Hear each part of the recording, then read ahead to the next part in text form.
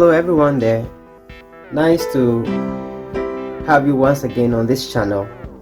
In today's discussion, we are going to see how to use the mnemonics we learned in the previous video to solve questions under working machine, specifically that of machines. And so we want to take some of the WASI related questions and then see how we can apply the mnemonics to solve these questions.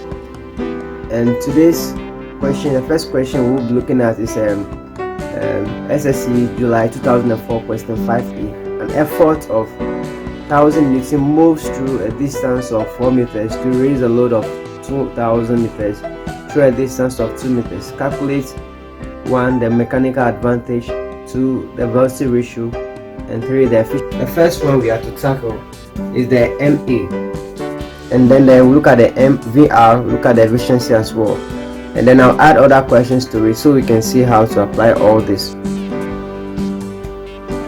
Alright, let's start with the first one. The first one is the M.A. So M.A here, I told you to remember mil. If you remember mil, you could go to solve M.A. M.A, we said you should remember mil, and then the mil here means what? Load over effort distance. Load over effort, so we have to tackle the M.A. Now M.A here, so to find the first one, write our load over effort. Some people mistaken it and write effort over load, but with the mnemonic we've learned, we said M.A is mil, so load over effort, that is load over effort. And now in this question, what is our load? It's an effort, so this is the effort, this is the load. Good, so we're going to write 2000 Newton over that of the effort, which is 1000 Newton. And when you get this, you are going to have 2000 divided by 1000 give you 2. We will not write a unit because the unit cancels. So you are saying MA do not have a unit.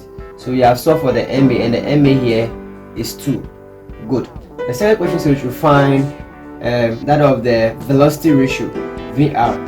Velocity ratio, VR means velocity ratio. So the VR here, we know it is velocity ratio. And then with the mnemonic, we said remember E, and because velocity is talking about distance over time, we should remember E over L. So in this particular one, the velocity ratio is going to give us the effort distance, because velocity is talking about distance over time. So effort distance, this is different from effort distance over the load distance, In the question, look at it. It's an effort of 1000 Newton moves through a distance of 4 meters. So it means our effort distance is 4 meters. And what's our load distance? Move a load of 2000 Newton through a distance of 2 meters. So our load distance is also 2 meters. So in this case, I'm going to divide this. We are going to get 2. So we said velocity ratio also do not have any unit, as we said earlier on. So we said the velocity ratio, as I said, it doesn't have any unit. So we have gotten the MA to be 2, and then the velocity ratio to also be 2. Good. So now the next thing we have to look at for is the efficiency. So don't forget, you have gotten MA to be 2, the velocity ratio to be 2.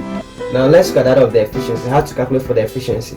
So the question was to make students find efficiency. So now we know efficiency here to be MA over VR. There are two basic formulas we can use to calculate for the efficiency. So we'll look at it into details. Alright, so we know that efficiency is that of mechanical advantage over the velocity ratio. So now we had the mechanical advantage to be 2, and we had the velocity ratio to also be 2 times 100%. So if you multiply this one, you are going to get 100%. Don't forget to add a percent anytime you are asked to find efficiency. So the efficiency of this machine is 100%.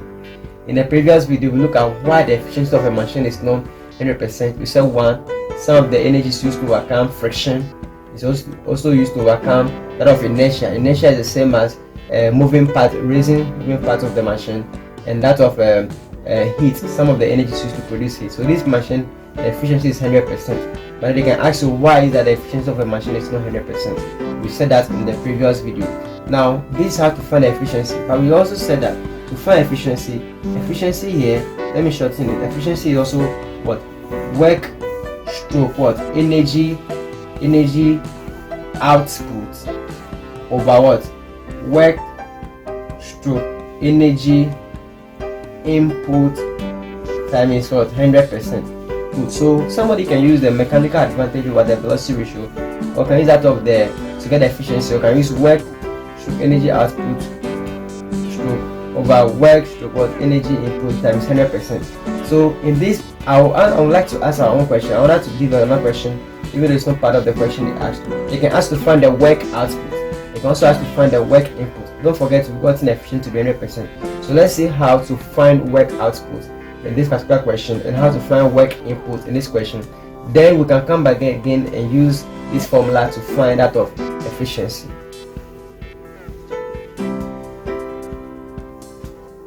Alright, so let's see. A question can be asked, find the work input.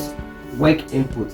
I told you work input to energy input. Remember, we tell you put in your effort, put in your effort, put in your effort. Remember, put in your effort, which means that effort times effort distance. People mistakenly write low times low distance. Remember, they'll ask you put in your effort, put in your effort. So put in effort. So work input is effort times effort distance. And what's the effort in the question? The effort is 1000 Newton, and that of the effort distance is what? The effort distance is 4 meters. And so if you do this, we are going to get 4000 Newton meters. Now, what will be the work output? Work output will be that of the opposite. That going to give us the load times the load distance. Load times load distance.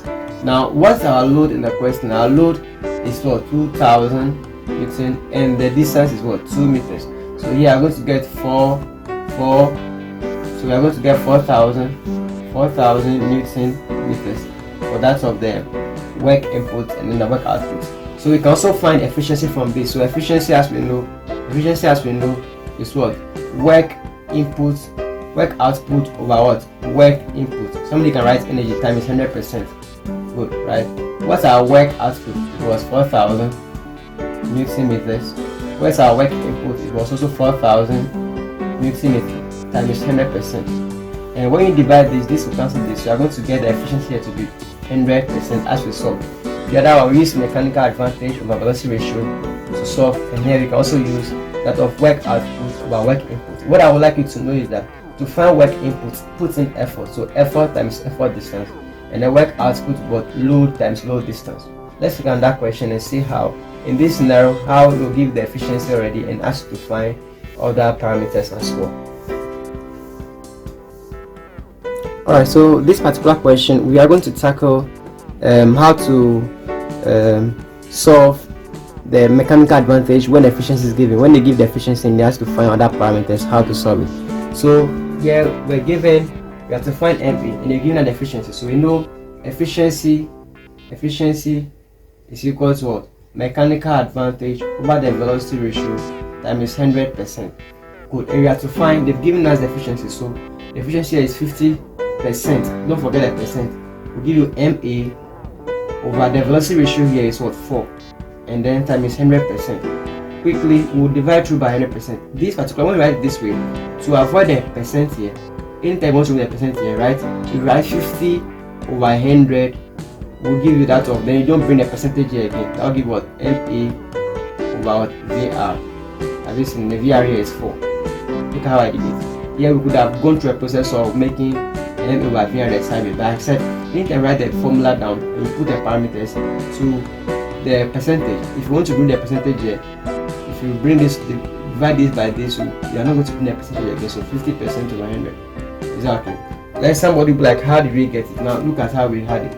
Now what we'll do is that you can multiply throughout and make M.A the subject.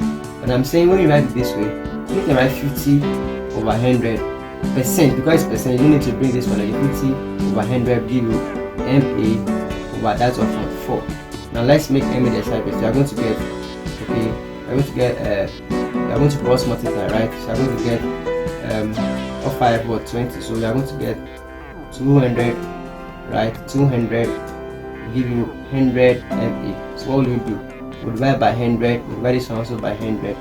We are going to get our M.A to be equal to what? M.A to be equal to that of 2. Have you seen it? M.A to be 2. Now, so don't forget, anytime you are giving efficiency is going to give you M.A over V.R, as I said, times 100%. when they give you the efficiency already, anytime they give you the efficiency already, assuming they say the efficiency is 70%, just go and write 70 over 100, then write M.A over V.R. Don't bring the percentage again. Is that okay?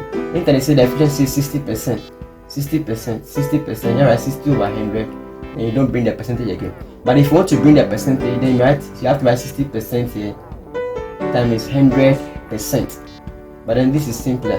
Okay, so don't just try stick to this, and then you will not have any problem with the solving. So thank you so much for watching to this time. Kindly subscribe if you have not, and then I'll see you having flying colors in your examination. Do have a nice time. Alright, so try your hands on this question. First question: a machine requires 80 joule of energy to produce 40 joule of work. So the work output is the 40 joule, right? Determine the efficiency of the machine. And question 2: an effort of 100 Newton is applied to a machine to raise a load of 400 Newton. Calculate the mechanical advantage of the machine. These are all past questions that you need to try your hands on. You have a nice time. Bye, and don't forget to subscribe. Thank you so much.